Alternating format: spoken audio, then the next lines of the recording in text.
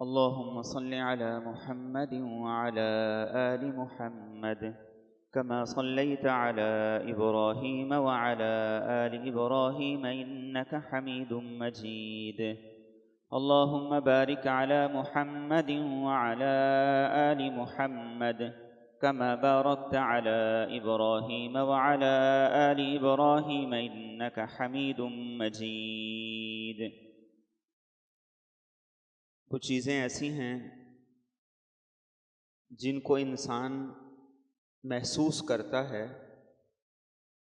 ان کا وجود ہے، اور وہ ایسی ہیں کہ جنہیں رسول کریم صلی اللہ علیہ وسلم قرآن کریم نے بھی ہمیں بتایا ہے۔ ایک آدمی صحت مند ہے، میڈیکلی اس کو کوئی پرابلم نہیں ہے، لیکن اس کے باوجود بیماری اس کا پیچھا نہیں چھوڑتی، مشکلات اس کا پیچھا نہیں چھوڑتی، جگہ جگہ اس کو رکاوٹیں پیش آتی ہیں۔ تو اگر وہ میڈیکلی ٹھیک ہے تو اسے مسئلہ کیا ہے، وجہ کیا ہے؟ تو بعض صورتیں ایسی ہوتی ہیں کہ جس میں ایسے شخص کو بری نظر لگ گئی، نظر بد لگ گئی، اور اس نظر بد کو دین اسلام ایک حقیقت سمجھتا ہے۔ نبی رحمت صلی اللہ علیہ وآلہ وسلم کی دعوت کو روکنے کے لیے مشرکین نے ہر طرح کے حربے اختیار کیے، زور زبردستی بھی کی، لالچ بھی دی، اور کئی طرح سے پیشکش بھی کی، ٹیبل ٹاک اور مذاکرات کی دعوت بھی دی، لیکن جب کوئی بھی حربہ کامیاب نہیں ہوا تو انہوں نے کہا کہ ایسا کرنا چاہیے کہ ہمارے بعض قبائل ایسے ہیں کہ جن میں لوگ ایسے ہیں کہ ان کی نظر بڑی جلدی لگتی، ان کی سروسز لینی چاہیے، انہیں بلانا چاہیے۔ اور یہ وہ لوگ تھے کہ تاریخ میں مورخین یہ لکھتے ہیں کہ ان کا جب دل کرتا تھا گوشت کھانے کا تو کسی آدمی کے ہٹے کٹے صحت مند اونٹ کے پاس جا کے بیٹھ جاتے اور خادمہ سے، ملازمہ سے کہتے کہ بس ہنڈیا لے آؤ، اونٹ ذبح ہونے لگا، اور اس کو بیٹھ کے ایسی بدترین قسم کی نظر لگاتے تھے کہ دیکھتے دیکھتے اونٹ تڑپنے لگتا، اسے چھری پھرتی اور وہ اپنا حصہ اس میں سے لے کے چل دیتے۔ تو انہوں نے یہ کہا کہ ایسے لوگوں سے مدد لی جائے کہ تاکہ آپ صلی اللہ علیہ وسلم کو نظر بد لگائی جائے۔ اب ان لوگوں کی مدد لی گئی، انہیں بلایا گیا۔ رسول کریم صلی اللہ علیہ وسلم نماز کی حالت میں قیام میں تھے، قرآن کی تلاوت کر رہے تھے، اور یہ لوگ آ کے بیٹھ گئے اور انہوں نے آ کر یہ کہنا شروع کیا، کتنا خوبصورت نوجوان ہے، اس کا کلام کتنا خوبصورت ہے، اس کی دلیلیں کتنی عمدہ ہیں۔ غرض یہ کہ وہ اپنے مقصد کے لیے جو کچھ کر سکتے تھے کرتے رہے، لیکن کامیاب نہ ہو سکے۔ تو اس پر قرآن کریم نے سورہ القلم کی آخری 2 آیات نازل کی، فرمایا وَإِن يَكَادُ الَّذِينَ كَفَرُوا لَيُزْلِقُونَكَ بِأَبْصَارِهِمْ لَمَّا سَمِعُوا الذِّكْرَ وَيَقُولُونَ إِنَّهُ لَمَجْنُونٌ۔ فرمایا ان کافروں کی پوری کوشش تھی کہ اپنی نگاہوں سے، نظر بد سے آپ پر اثر ڈالیں اور آپ کی دعوت کے عمل کو متاثر کریں، لیکن جب آپ قرآن پڑھ رہے تھے، قرآن کی تلاوت کر رہے تھے، تو اللہ تعالیٰ نے ان کے شر سے آپ کو محفوظ رکھا اور فرمایا وَمَا هُوَ إِلَّا ذِكْرٌ لِّلْعَالَمِينَ۔ قرآن تمام جہانوں کے لیے ایک نصیحت ہے۔ آپ نہ کم عقل ہیں نہ مجنوں ہیں، بالکل ایسا نہیں۔ اور خود رسول کریم صلی اللہ علیہ وآلہ وسلم نے احادیث طیبہ میں یہ بات ارشاد فرمائی، العین حق، فرمایا نظر بد حقیقت ہے، اس کا انکار نہیں کیا جا سکتا، اور فرمایا کہ یہ ایسی بری چیز ہے کہ اونٹ کو ہنڈیا میں اتار دیتی ہے اور آدمی کو قبر میں اتار دیتی ہے۔ اور رسول کریم صلی اللہ علیہ وآلہ وسلم نے احادیث طیبہ میں اس بات کی طرف بھی متوجہ کیا کہ یہ نظر بد ایسی چیز ہے کہ اگر اللہ کی لکھی ہوئی تقدیر نہ ہوتی تو یہ اتنی بری چیز ہے کہ یہ نظر بد اس پہ بھی غالب آ جائے۔ اور آپ صلی اللہ علیہ وآلہ وسلم نے احادیث طیبہ میں جہاں ہمیں اس کی حقیقت بتائی ہے، وہاں اس کے ساتھ ساتھ اس سے بچنے کا طریقہ بھی بتایا ہے، لگنے کی وجوہات بھی بتائی ہیں، اور اگر کسی کو لگ جاتی ہے تو اس کے لیے وہ کیا عمل اختیار کرے، یہ بھی رسول کریم صلی اللہ علیہ وآلہ وسلم نے ہمیں بتایا۔ اور سب سے پہلی بات یہ کہ یہ بری نظر، یہ نظر بد انسان کو لگتی کیوں ہے؟ رسول کریم صلی اللہ علیہ وآلہ وسلم فرماتے ہیں کل ذی نعمت محسود،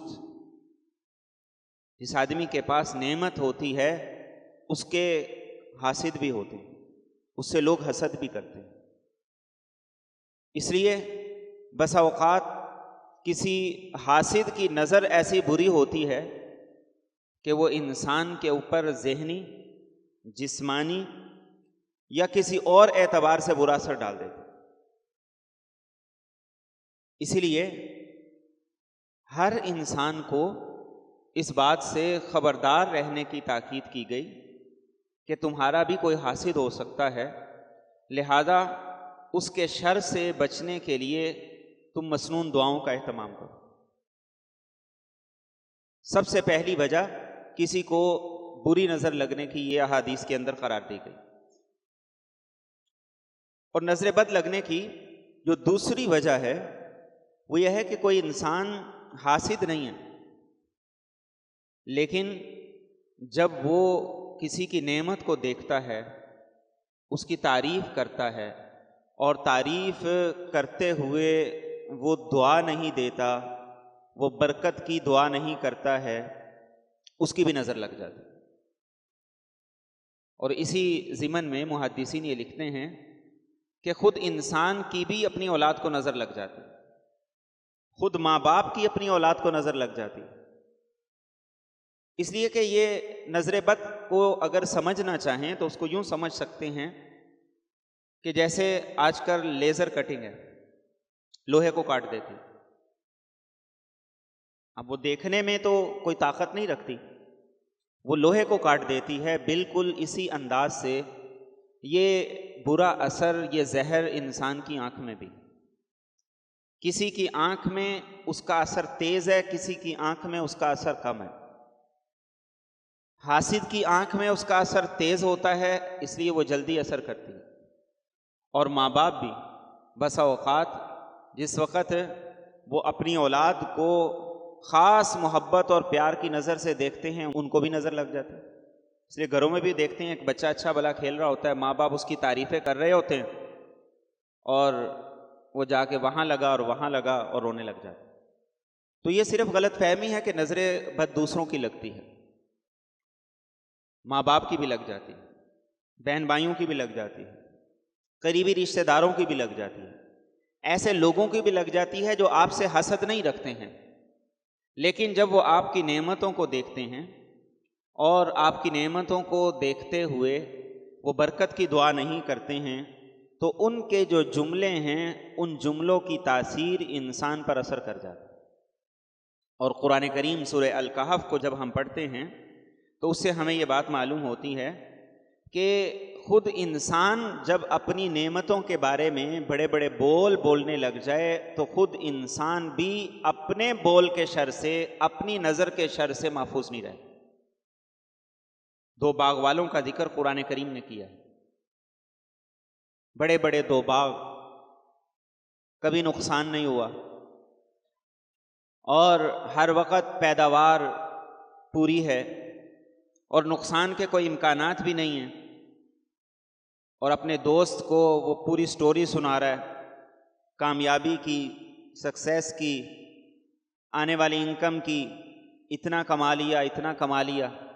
تو اس کا دوست اسے کہتا ہے وَلَوْلَا إِذْ دَخَلْتَ جَنَّتَكَ قُلْتَ مَا شَاءَ اللَّهُ لَا قُوَّةَ إِلَّا بِاللَّهِ، تمہیں چاہیے تھا کہ تم جب بھی اپنے باغ میں آؤ تو تم کہتے ما شاء اللہ لا قوت الا باللہ، تو یہ باغ کبھی بھی حادثے کا شکار نہ ہوتا، یہ کبھی بھی نقصان میں نہ جاتا۔ تمہیں یہ کہنا چاہیے، اور تم کیا کہتے ہو؟ تم کہتے ہو دیکھو اتنی آمدن ہے، اتنی انکم ہے، اتنا میں نے اس پہ لگایا ہے، تم یہ ساری کی ساری باتیں کہہ رہے۔ اور احادیث طیبہ سے یہ بات معلوم ہوتی ہے، اور محدثین میں سے علامہ ابن قیم نے یہ بات لکھی ہے، عبداللہ ابن عباس رضی اللہ تعالیٰ عنہ بھی یہ بات ارشاد فرماتے ہیں کہ جو کتے ہوتے ہیں ان کے اندر ہرس ہوتی ہے، اس لیے ان کے سامنے بیٹھ کے جو آدمی کھانا کھاتا ہے تو ان کی ہرس کی جو نظر انسان کے کھانے کو لگ جاتی ہے۔ اور احادیث طیبہ میں بعض جو سانپ ہیں ان سانپوں کی نظر کی تاثیر کو فرمایا گیا کہ وہ اس اعتبار سے انسان کو کاٹ دیتی ہیں کہ اس کو نقصان پہنچاتی ہے، صرف آنکھوں کی تاثیر۔ رسول کریم صلی اللہ علیہ وآلہ وسلم احادیث طیبہ میں صحابہ کو اس بات کی طرف متوجہ کرتے تھے، اور ان لوگوں کو یہ نظر بڑی جلدی لگتی ہے جو اپنے آپ کو، اپنی نعمتوں کو لوگوں کے سامنے دکھاتے رہتے۔ رسول کریم صلی اللہ علیہ وآلہ وسلم نے اسی لیے احادیث طیبہ میں اس بات کا تذکرہ کیا ہے کہ اپنی نعمتوں کو جتنا ممکن ہو سکے لوگوں سے چھپا کے رکھو۔ جو چیزیں لوگوں سے چھپا سکتے ہو انہیں چھپا کے رکھو۔ استعینوا بانجاح الحوائج بالکتمان، مقصد میں کامیابی چاہتے ہو تو پہلے کامیاب ہو جاؤ، پھر لوگوں میں چرچا کرو۔ اور پھر فرمایا رسول کریم صلی اللہ علیہ وآلہ وسلم نے، فرمایا اس لیے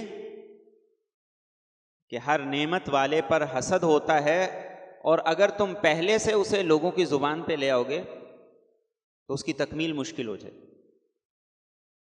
اس عمل میں، اس کام میں رکاوٹیں کھڑی ہو جائے۔ ایک صحابی تھے سہل بن حنیف رضی اللہ تعالیٰ عنہ، وہ نہا رہے تھے، ایک دوسرے صحابی نے دیکھا، انہوں نے کہا کہ اتنی اچھی باڈی میں نے کسی کی نہیں دیکھی۔ ہمارے ہاں بھی ہوتا ہے نا، جو بچے جم جاتے ہیں نا وہ اونچی اونچی شرٹیں پہنتے ہیں مسلز دکھانے کے لیے، تو جب پیٹ نکل آتے ہیں پھر پیٹ چھپانے کے لیے کھلی کھلی شرٹیں پہنتے ہیں۔ دونوں دکھانے کی چیزیں ہیں نا، ایک کو چھپا رہے ہیں دوسرے کو دکھا رہے ہیں۔ اب جب ایک جملہ کسی صحابی نے یہ کہہ دیا، وہ بھی صحابی تھے، جنہوں نے کہا وہ بھی صحابی تھے، نے کہا کہ ایسا خوبصورت جسم کبھی نہیں دیکھا، تو سہل بن حنیف گرے، بے ہوش ہو گئے۔ صحابہ نے کہا یا رسول اللہ صلی اللہ علیہ وسلم ان کو دیکھیے کہ ابھی اچھے بھلے نہا رہے تھے اور بے ہوش ہو گئے۔ آپ نے فرمایا انہیں بری نظر لگ گئی، اور کہا کسی پہ شک ہے؟ کہا بالکل، نعیم نے یہ جملہ کہا تھا۔ اللہ کے رسول صلی اللہ علیہ وسلم نے جو بات ارشاد فرمائی وہ ہمارے لیے سننے کی ہے۔ آپ نے فرمایا تم میں سے کوئی آدمی اپنے بھائی کو کیوں قتل کرتا ہے؟ ہمارا جملہ کسی آدمی کے لیے اتنا نقصان دہ ہو سکتا ہے۔ اور پھر آپ نے فرمایا کہ وضو کرو۔ جنہوں نے یہ جملہ کہا تھا ان سے کہا وضو کرو۔ انہوں نے وضو کیا، اس وضو کے پانی کے ذریعے سے پھر ان صحابی کو جنہیں نظر لگی تھی غسل دیا گیا، تو پھر وہ ٹھیک ہو گئے۔ اور رسول کریم صلی اللہ علیہ وآلہ وسلم نے احادیث طیبہ میں اس نظر بد کے علاج میں ایک بات یہ بھی فرمائی۔ آپ نے فرمایا کہ اگر کسی کو بری نظر لگ جائے، اور جیسا کہ میں نے عرض کیا کہ یہ ہر ایک کی لگ جاتی ہے، یہ نظر میں زہر ہر ایک کے ہے، حاسد میں بھی ہے، اور حاسد کے علاوہ ماں باپ کے اندر بھی ہے، اولاد میں بھی ہے، رشتہ داروں میں بھی ہے، بہن بھائیوں میں بھی ہے۔ تو آپ نے فرمایا کہ اگر کسی کو کسی پر شک ہے کہ فلاں کی بری نظر لگی ہے، اور اسے وہ جا کر یہ کہے کہ اپنے وضو کا پانی مجھے دے دو، تو اسے انکار نہیں کرنا چاہیے۔ یعنی انا کا مسئلہ نہیں بنانا چاہیے کہ بھلا میری نظر کیسے لگ سکتی ہے، میں تو دل میں ایسا رکھتا نہیں ہوں. چونکہ ہمارے معاشرے میں صرف بات اتنی ہی ہے، اور بسا اوقات ہم کسی کو ٹارگٹ بھی کر دیتے ہیں. یہ دعویٰ ایک بڑا دعویٰ ہے کہ فلاں کی بری نظر لگ گئی. ہاں، ہمارا اندازہ یہ ہو کہ فلاں کی لگی ہے تو ہم اندازے کے اعتبار سے اسے وضو کے پانی کا کہہ سکتے ہیں، لیکن ہم کسی کو ٹارگٹ کر کے اسے نیچا دکھانے کے لیے، اس کو ڈی ویلیو کرنے کے لیے ایسا جملہ نہیں کہہ سکتے. اسی لیے رسول کریم صلی اللہ علیہ وآلہ وسلم نے فرمایا کہ اگر تم میں سے کسی سے کہا جائے کہ تم اپنے وضو کا پانی دے دو کہ تاکہ ہم اپنے بیمار کو اس کے ذریعے سے شفا یاب کر لیں، تو اسے انکار نہیں کرنا چاہیے، اس لیے کہ ہو سکتا ہے کہ اسی کی نظر لگی. تو آج ہم اپنے رویوں کو دیکھیں. ہم میں سے ہر آدمی یہ چاہتا ہے کہ میری ایک ایک چیز کی دوسرا تعریف کرے، اور ہم خود لوگوں کو سنا رہے ہوتے ہیں جس کا مقصد صرف اور صرف تعریف ہوتا ہے. اور ہمارے دوست، ہمارے ارد گرد اٹھنے بیٹھنے والے اب جب وہ تعریف کرنے پہ مجبور ہیں تو جو جملے تعریف کے دعا کے بغیر ہوں گے وہ یقیناً برے اثرات رکھتے ہیں. نوجوان بالخصوص، بچے بھی اور اب تو بڑے بھی، آج فلاں ریسٹورنٹ میں کھانا کھا رہے ہیں، فلاں شادی ہے، اب تصویریں دڑا دڑ سوشل میڈیا پہ اپلوڈ ہو رہی ہیں. اب یہ سارے کے سارے عمل یہ انسان پر بری نظر کا سبب بن سکتے ہیں. اسی لیے رسول کریم صلی اللہ علیہ وآلہ وسلم نے ہمیں اس چیز کی تعلیم دی ہے، اس چیز کی ترغیب دی ہے کہ جہاں تک بچ سکتے ہو لوگوں کے سامنے آنے سے بچو.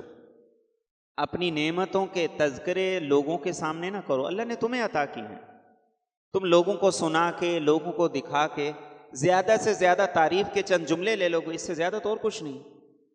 لیکن اس کا اگر نقصان ہوا تو وہ نقصان اس قدر سنگین ہو سکتا ہے کہ اللہ کے رسول صلی اللہ علیہ وسلم فرماتے ہیں کہ انسان کو بسا اوقات نظر بد لگتی ہے تو وہ بلندی سے گہری کھائی میں جا گرتا ہے. اب دیکھنے میں انسان نہیں سمجھ پایا کہ اسے ہوا کیا ہے، معاملات میں اتنی جلدی اونچ نیچ کیسے آ گئی. اسی لیے رسول کریم صلی اللہ علیہ وسلم خود کثرت سے اللہ تعالیٰ کی پناہ مانگا کرتے تھے نظر بد سے، کہ اللہ مجھے نظر بد سے محفوظ فرما. تو ہمیں بھی چاہیے کہ ہم اپنی دعاؤں کے اندر اسے شامل کریں. آپ ایک گھر تشریف لے گئے، اس گھر کی باندی کو دیکھا کہ اس کا رنگ پیلا ہو رہا ہے. آپ نے پوچھا کیا ہوا، اسے بیمار ہے؟ انہوں نے کہا بیمار تو نہیں ہے. آپ نے فرمایا اسے جنات کی بری نظر لگی ہوئی، اسے دم کرواؤ. محدثین لکھتے ہیں کہ نظر بد جنات کی بھی لگ جاتی، اس لیے جنات کی نظر بد سے علاج کے لیے بھی رسول کریم صلی اللہ علیہ وسلم نے ہمیں طریقہ بتایا. حضرت جعفر بن ابی طالب رضی اللہ تعالیٰ عنہ شہید ہو گئے تھے، جنہیں جعفر طیار کہا جاتا ہے. رسول کریم صلی اللہ علیہ وآلہ وسلم ان کے گھر تشریف لے گئے، ان کے بچوں کو دیکھا تو آپ نے حضرت اسما سے جو حضرت جعفر کی وائف تھی پوچھا کہ کیا ہوا ان بچوں کو، کھاتے پیتے نہیں؟ انہوں نے کہا کھاتے تو ہیں. تو آپ نے فرمایا پھر یہ کیفیت کیوں ہے؟ تو انہوں نے کہا یا رسول اللہ صلی اللہ علیہ وسلم انہیں نظر لگ جاتی ہے. اور ایک دوسری حدیث میں ہے جب انہوں نے فرمایا کہ کھاتے ہیں لیکن بیمار رہتے ہیں تو رسول کریم صلی اللہ علیہ وسلم نے فرمایا انہیں بری نظر لگی ہے، انہیں دم کرواؤ.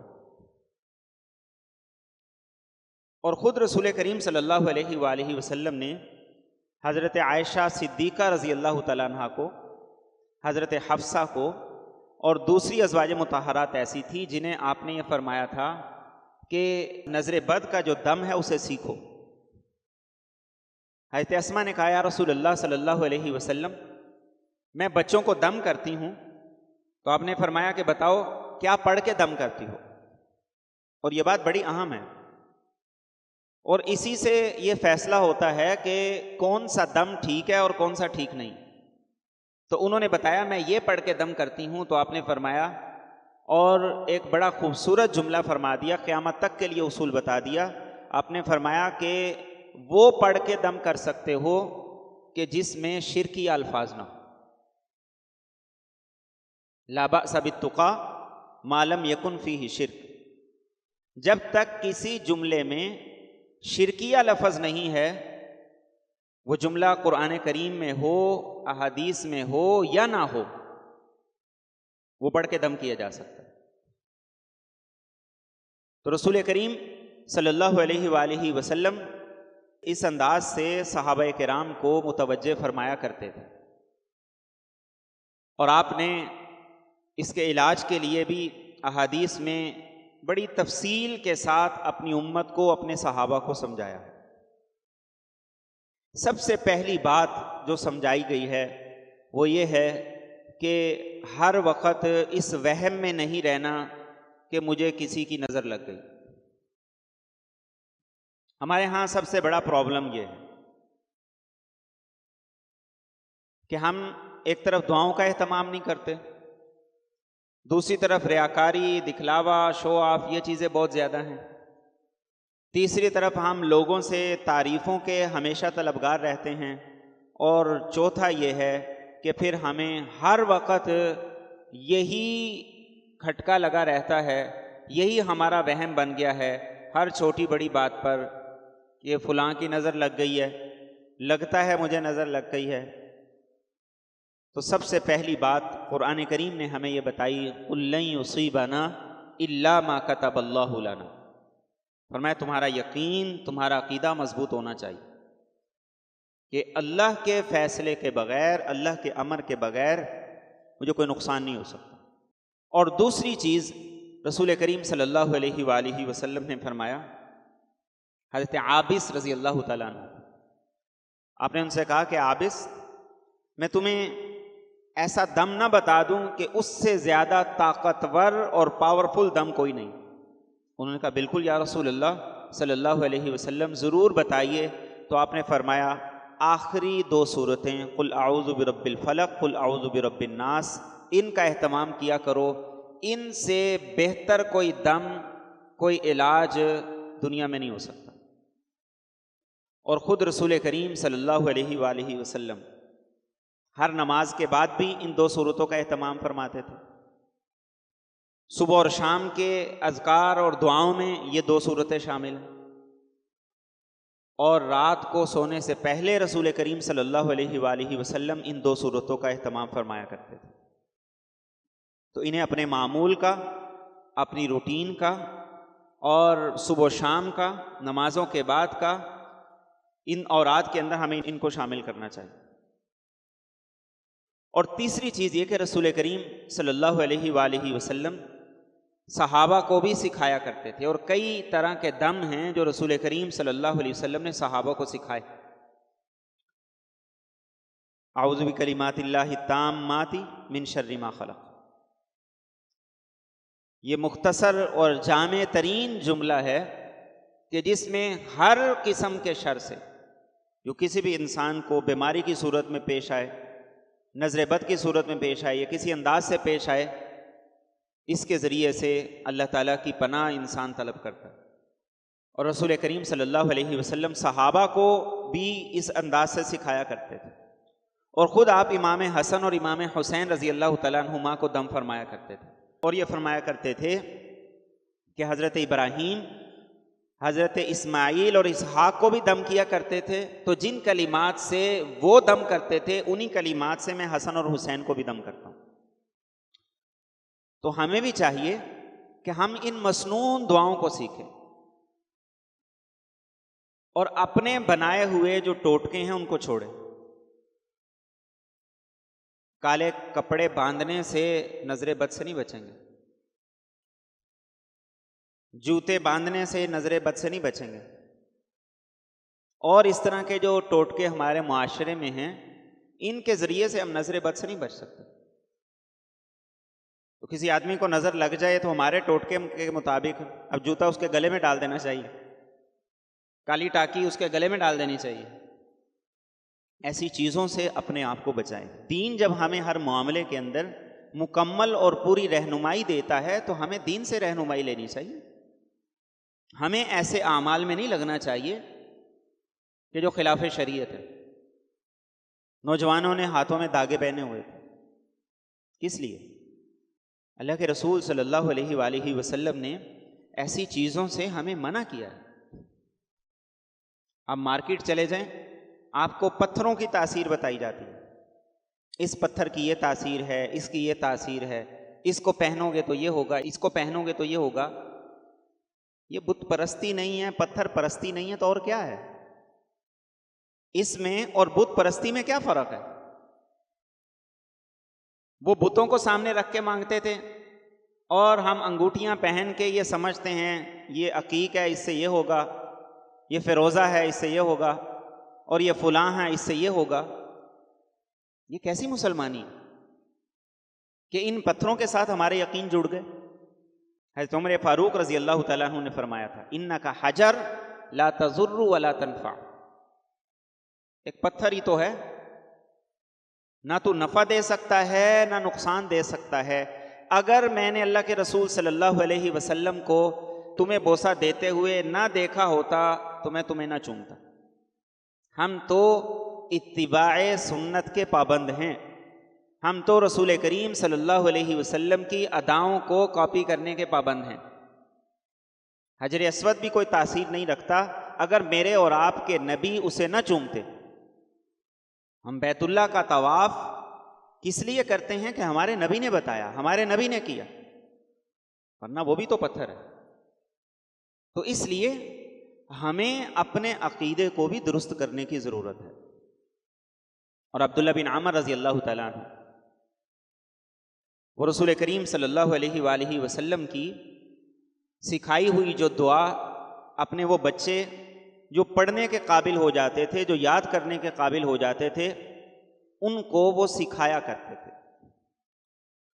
اور جو بچے پڑھ نہیں سکتے تھے، کم عمر ہوتے، چھوٹے ہوتے، تو وہ ایک پتے پہ لکھ کے ان کے گلے میں ڈال دیا کرتے تھے۔